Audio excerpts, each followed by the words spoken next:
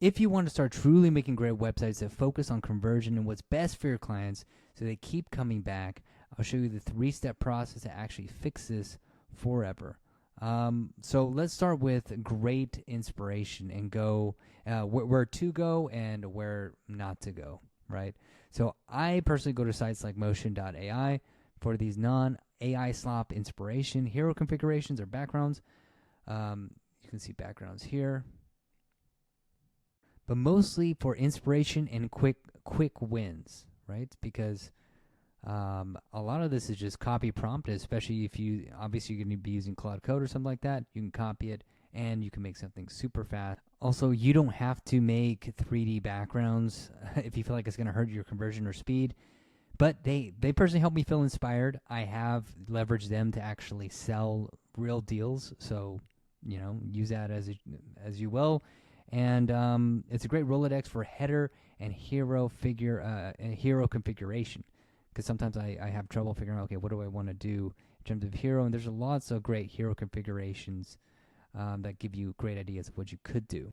Also, please note this is a paid tool, right? So, if you don't want to pay for it, I completely understand. You would want to go for, if you want to do 3D animations, again, I made a video on it.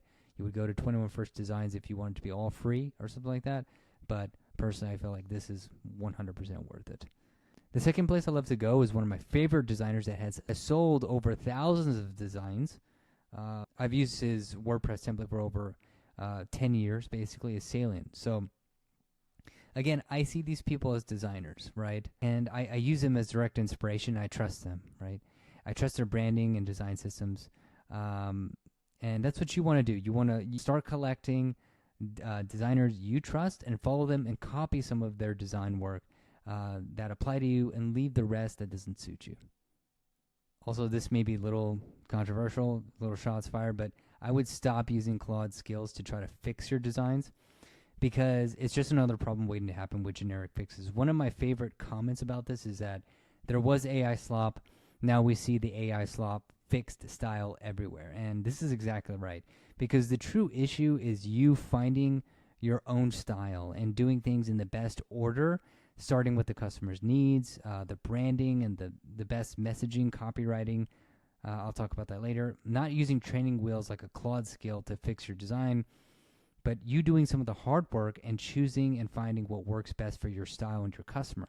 Personally, I feel like it is getting pretty old. The fixes, to me, this looks like AI slop, in my opinion, even though it's meant to fix AI slop, but I digress. Also, I'm not the biggest fan of awards and Dribble. I think it could be a little bit of an overdose of design, and a lot of these designs are not based around necessarily high conversion, because a lot of the brands that purchase these services, these design services, they don't really need conversion. Like Lacoste doesn't really need a conversion. They're more for brand awareness. And so you want to be careful taking so much influence from these kinds of sites. Even Dribble. With Dribble is a different problem, because with Dribble, it's like there is so many designs. The site is so big. Some of it, I'm sure, it includes AI slop or whatever. To me, AI slop is whatever. It's just generic. It's just, so I've always, a lot of the designs are great, but if you don't have a great eye, it's like, it just doesn't make sense. There's too much going on, right? So you don't even know what looks good necessarily. So I would find, 1 or 2 or 3 designers at a time, really, find their history and then figure out, okay, is this a good person that, is tried and true, has sold, and go from there, and not try to shotgun everything. Now let's move on to the True Designer Foundation. I've developed a mood board and a system that I've simulated nearly 15 years of my taste, a lot of my learning from what I love in terms of visual arts, from painting to filmmakers and crafting stuff in my head. And to help even more, I've put a few guides of composition, like this landing page here that goes over all the different type of common composition formulas. And yes, I know it's an AI slop version. I don't care. Like I said, I have So let me also be real clear about this.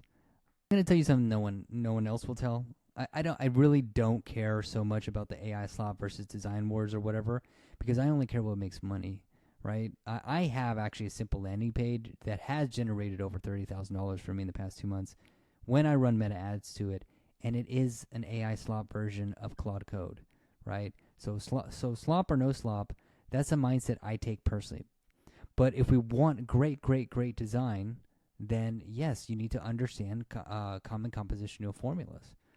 The other thing that no one seems to be talking about at all, which is blowing my mind, is that half of what makes a great website is the pictures and video that work with the design to increase the conversion and help what sells the site. So half of the slop is the pictures used in today's space and taking the time to make great AI imagery or just do a great photo shoot is what is required.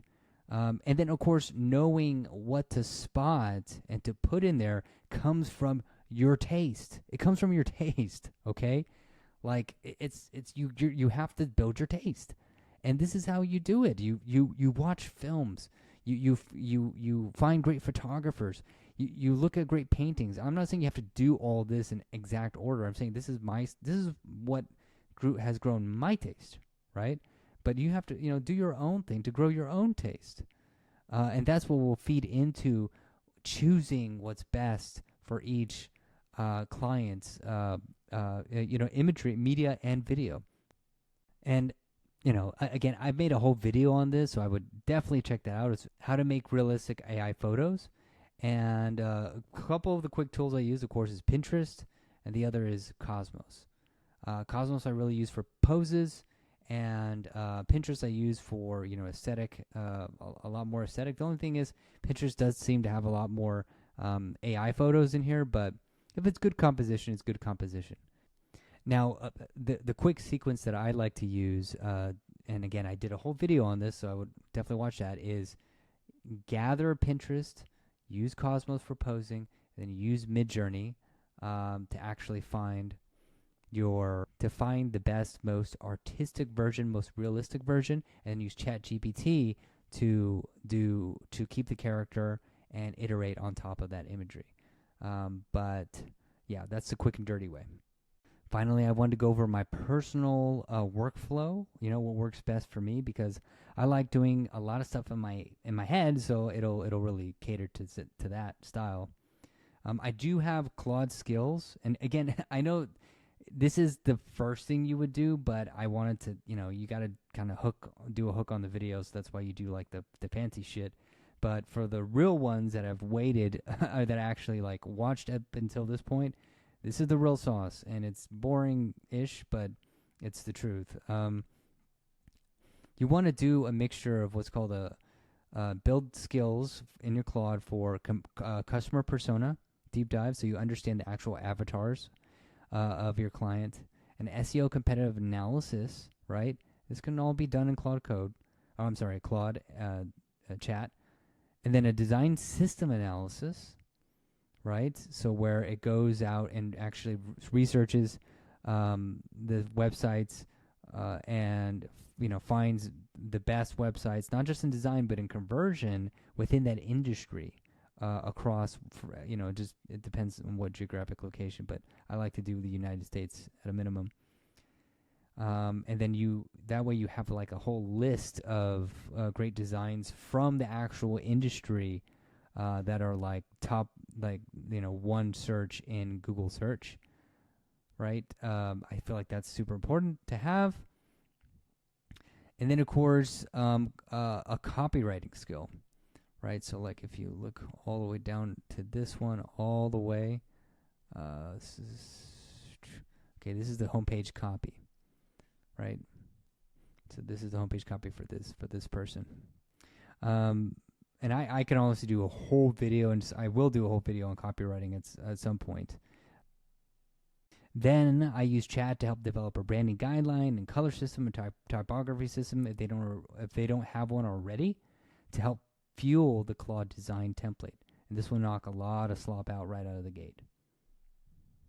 A quick bonus resource list that I can't emphasize how important it is to learn copywriting, because copywriting is a huge part of design, in my opinion, right? I highly recommend the Bourne Letters. This is a minimum. Anything by Dan Kennedy. Ogilvy on advertising, very, very necessary. Breakthrough advertising, if you can afford the $500 bill. It is actually, badass. It's incredible. And then, of course, this is a good example of why, copywriting is a huge part of design.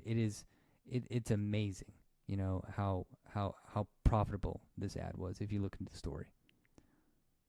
I will go ahead and put a copywriting resource for you on my mood board here for you guys to take a look at and to digest and use, especially, and you can just put it into your Claude. Then you want to synthesize all that stuff, every single document, re-input it, create it, and then re-input it into Claude, and then you want it to create a prompt with all that context to put after the deep context with the copywriting first and put everything into Claude Design after, right? Everything into Claude Design after. So messaging first and then put everything into Claude Design. You don't want to do the design first and messaging. And honestly, I could do a whole video on just Claude from there. But in short, you want to toggle between references you found and then mess with the iterations, the type, the font, the layout at your discretion, and consult the context you have to make it the best version you possibly can. Okay? So I hope that helps. 3 easy steps. Get inspiration. Train your eye. Build your process. So hope that helps. Comment with any videos, ideas, please. And please consider subscribing. It's inspirational. Thanks, y'all.